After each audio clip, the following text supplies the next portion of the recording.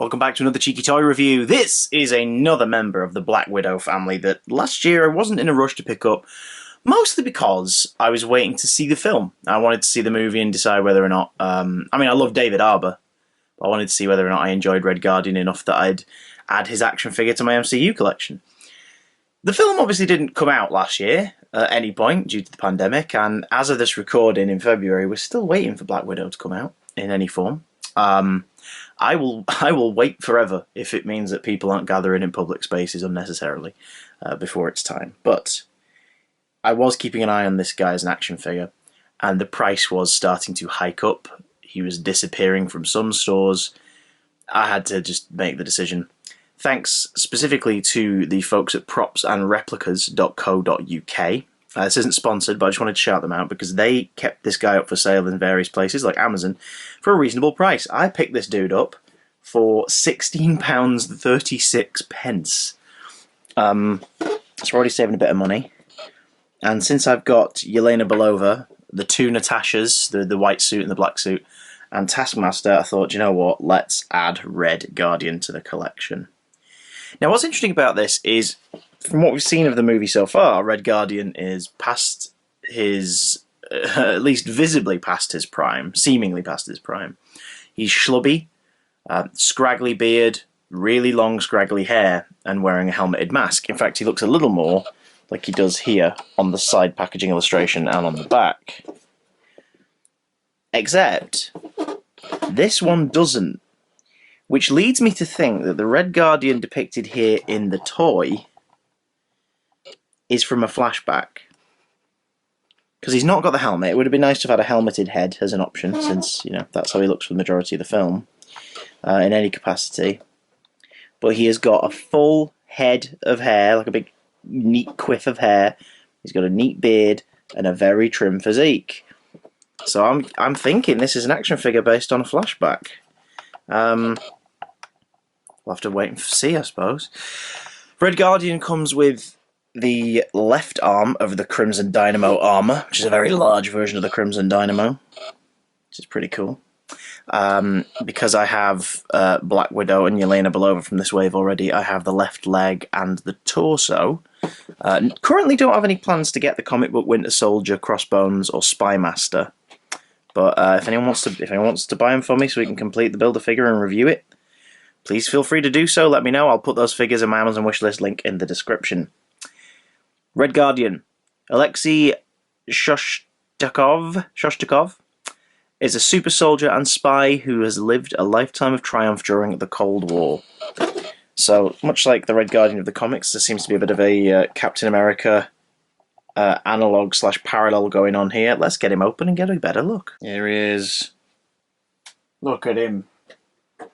Big beefy boy, Alexei.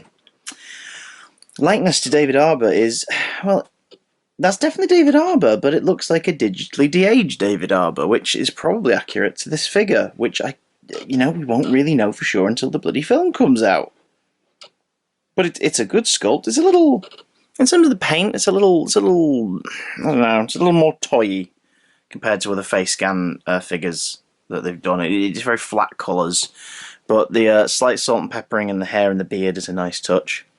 As for articulation, it's pretty much bog standard Marvel Legends articulation for this figure. The costume lends itself to a few disguised joints, like there is a swivel at the calf, which is at the top of the boot, which is nice. Not the same for the wrist, because the joint for the elbow joins with the gauntlet. He has a waist swivel tucked beneath a loose belt, which is a feature I don't really talk about enough. A lot of these figures that have weapons, accessories and stuff, they've made the belts very loose pieces that you can move around so it doesn't hamper the movement. Head is also on the the double peg ball thing that the other figures in this wave are also on. So I guess this is a new thing going forward for Marvel Legends. They're going to be doing that instead of the peg joint that we've been used to for the last sort of 10 years, which is a shame because I think the other one actually allows more movement. This is very restricted movement. Another exception to this guy is the upper arm swivel. It's really limited, and it's sort of housed underneath the lip of his shoulder guard. I think the reason for this is because it's a brand new sculpt. Correct me if I'm wrong, collectors, but this is a brand new arm sculpt. and it's a big beefy arm, so to maintain the sort of shape of it, they've compromised the posability, the articulation. You'll notice he also has a hole in his back, which seems to be par for the course for a lot of Marvel Legends wearing armor and whatnot nowadays. But it's because Red Guardian's shield, which is a really nice sort of solid, like it could crack, so take care of it, but it's not bending. That's nice, solid plastic. It's a clip. Again, take good care of those, they snap easily. For the wrist, so unlike the Captain America shields, this one just locks onto his wrist like that. But also, like the Captain America comic book figure shields, it's on a hinge. So, gentle, gentle, boom.